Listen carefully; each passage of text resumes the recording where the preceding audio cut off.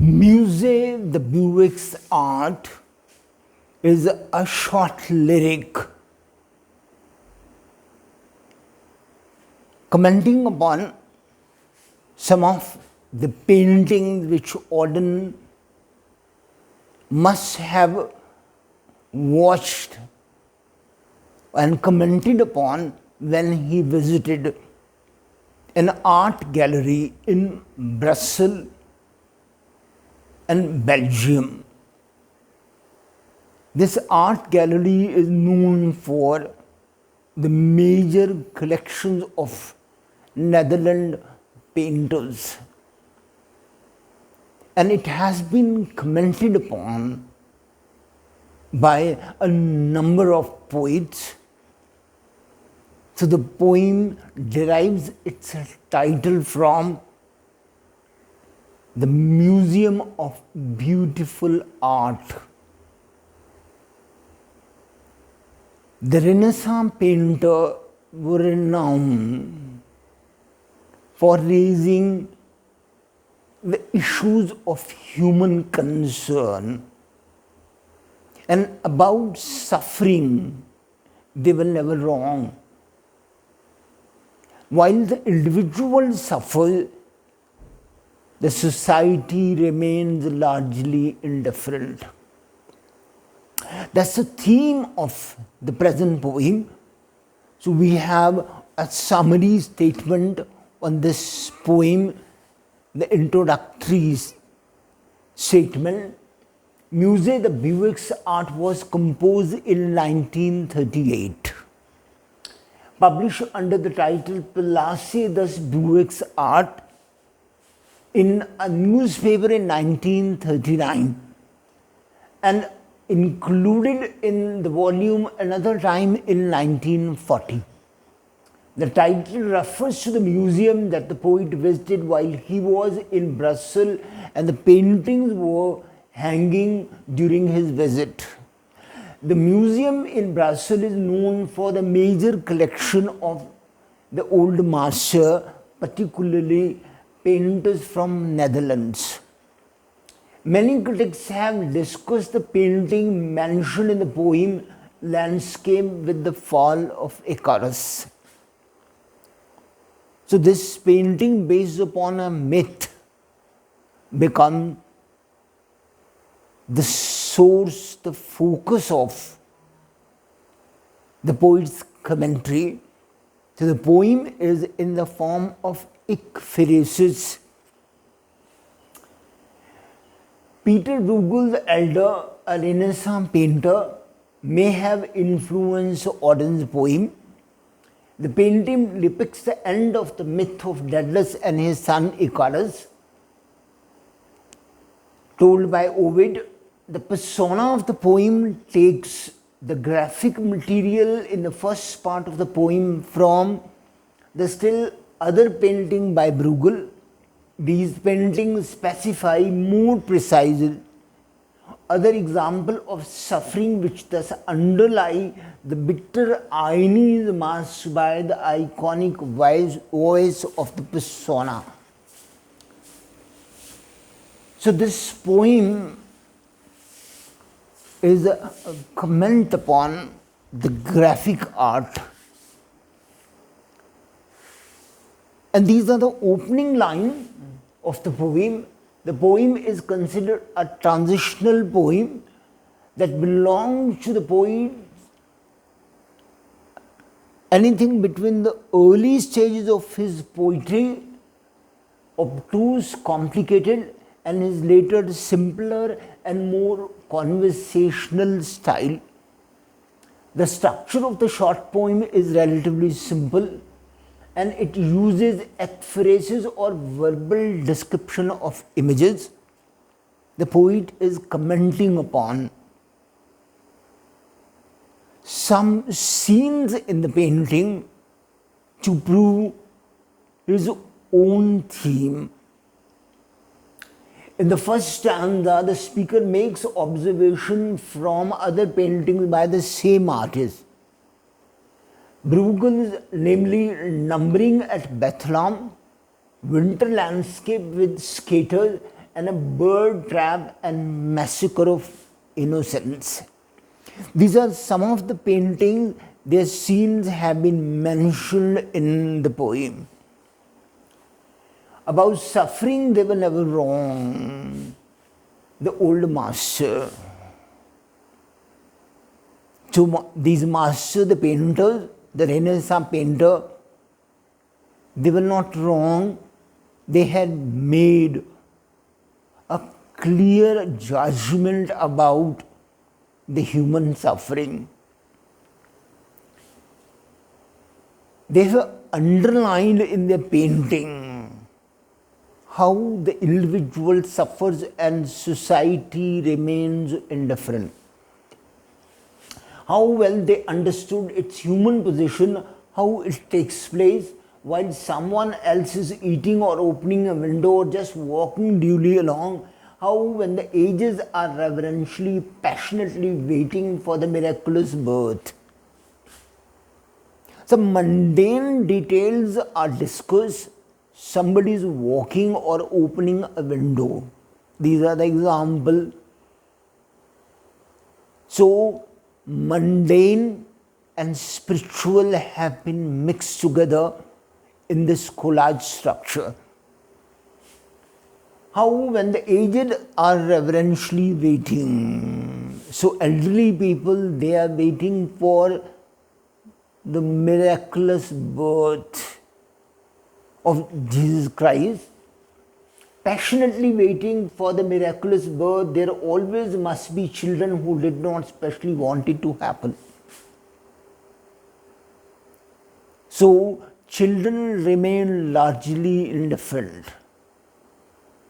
These children could be children in the street or the children of God who have turned their back upon God in the modern time. There is definitely a ring of irony in the line. Skating on the pond at the edge of the wood. So they are busy in their own activities. Like the people walking along the streets or closing the window or opening the window. They never forgot that even the dreadful martyrdom must run its course. But the master made an appropriate description how Christ was crucified. Run its course anyway in a corner, but a very small space is given to this heavenly event in the painting. The whole of the painting is full of people involved in mundane activity. So a contrast is there. A small, untidy corner is reserved for this event called crucifixion. And the rest of the painting is full of the mundane activity. Some untidy spot where the dogs go on with their doggy life. Another line with an ironical undercurrent. So dogs, either the animals are there, they have their own activities, or dogs could be those who have betrayed Christ, Judah-like. And the torturous horse scratches its innocent behind on the tree. So dog and horse are involved, they are busy in their everyday routine activity, very much like the human in the first scene. So this horse is scratching its innocent behind because this is tortured by the lust, by the sensual instincts. So human beings possibly in the modern time are not driven by the spiritual value. They are mainly following their own sexual instincts or carnal passion. So modern man is no more governed by the heavenly authority. They are mainly preoccupied with the lustful activity. That possibly could be the meaning of dog with their doggy life. Beaux' Icarus is full of mundane details, like people walking dully along and the elderly waiting for the miraculous birth and the children skating happily along the pond, like derived from the scene. There is also the Massacre of Innocence, which Auden may have alluded to in these lines. They never forgot that the dreadful martyrdom must take place. And finally, the dog with the doggy life refers to the activities of the animals and the similar kind of human. The dogs and horses are present in the painting and no doubt inspired the line that seems to have acquired ironical ring, referring to everyday mundane life of the masses. These references highlight the strange contrasting human experiences that are part of the fabric of life. One person suffers terribly, another carries on regardless with some mundane activity. For example, there are children who did not want the birth to happen, despite an older generation passionately waiting for the miracle birth. They continue skating on the pond, obvious to one of happening. So they remain largely unconcerned with the miracle birth, and mark the contrast between the younger generation and the older people. They represents different kind of an attitude. The last 8 lines of W.H. Auden's Muse, the Beaux' are derived from a viewing of Beaux' The Fall of Icarus. So the poet is leisurely walking in the museum, commenting upon the scene, and the last 8 lines are a comment upon this painting called Beaux' Icarus. In Beaux' Icarus, for instance, how everything turns away. So everything seems to be turning away from the point of disaster. Quite leisurely from the disaster, the ploughman may have heard the splash. The ploughman, the farmer in the neighboring field, must have heard a boy falling from sky into the green water of the sea. But it remained largely unconcerned and continued tilling the land. That's the scene. The ploughman may have heard the splash, the forsaken cry, but for him it was not an important failure.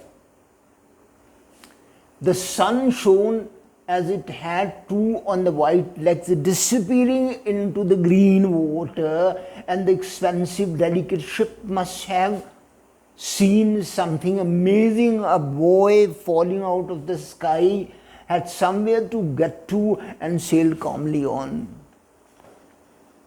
So like ploughman, this expensive, delicate ship, and the people on the board might have seen something strange falling from the sky but they never stopped to see what is happening to the individual. They sailed calmly on to their destination. So the society remains largely indifferent to the human disaster. So Fall of Icarus was not an important failure for others. This is the grim picture of the present day society, which remains unconcerned to such events. And now, some of the comments upon the lyric. Meanwhile, many adults remain unconcerned by others' suffering. The plowman may have noticed the splash, the forsaken cry of Icarus, but it was not an important failure for the plowman or for the people boarding the expensive, delicate ship. The ship nearby must have seen, but it had somewhere to go, so it sailed calmly on. In the painting, a shepherd is looking up at him and even reaching out, but this character is not mentioned in the poem. Bruegel's interest in the continuity of human event manifests itself in his anachronic treatment of historical, usually biblical events that are infused with the homely realism of everyday life. So this painter mixes up the spiritual with the mundane, the high with the low, holy with mundane. Daedalus and his son Icarus fashion the wings for themselves to escape from the prison, Crete prison, but Icarus flies too closely to the sun and his wax on the wing melted, causing him to plunge to death in the water of the sea. This is the disaster mentioned in the poem. The second stanza reinforces the idea of separateness of people at work, at play, while the disaster, the suffering goes on. Whereas, is it apathy that takes over? Are people consciously looking at other way to avoid involvement? There is an irony in this, and the speaker captures it in the subtle matter of fact of fashion. So this is a way of life with the people, is a matter of fact that the poet has discussed in this lyric. So this short lyric focuses upon suffering and indifference, apathy, and lack of sympathy. As Icarus dramatically falls into the sea, the event for one man was not an important failure. It made no impression on a passing ship with somewhere to get to. There is no reaction. We need routine, we fear distraction. A theme which is referred to in Auden's poem called 1st September 1939.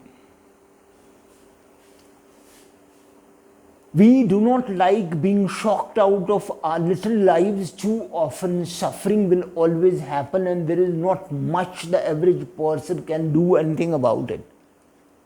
Auden's poem thus restates in a verbal medium the figural view of history imagined in Bruegel's painting of plastic art. A figural view of history assumes that all human events are related and continuous. But we isolate ourselves from the tragedy or disaster, fearing our own life. Auden's tone in the poem is measured, precise, matter of fact. The poem is not didactic, it's not moralizing, or its moralizing is very delicate and subtle.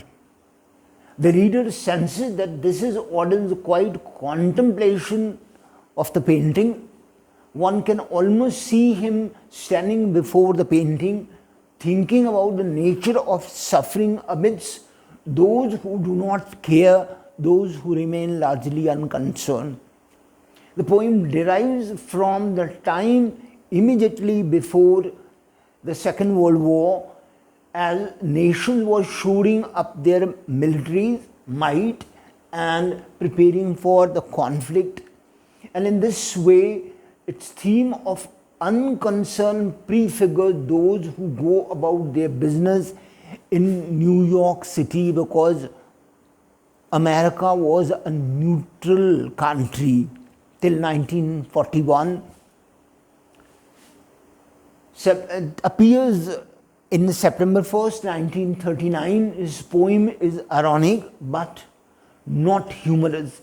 It's witty, and its wit lies in the conjunction of even, holy, and mundane. In time, but similar in quality as instant of martyrdom and suffering. It thus becomes deadly serious, a lasting and powerful example of tragic irony, skillfully strung on the deceptive tension of a lyric poem. So there is an inherent irony in the poem. The poem is an example of precise description and commentary upon the painting. Such a poem is called ikapharsis. Words speak for the graphic design. Thank you.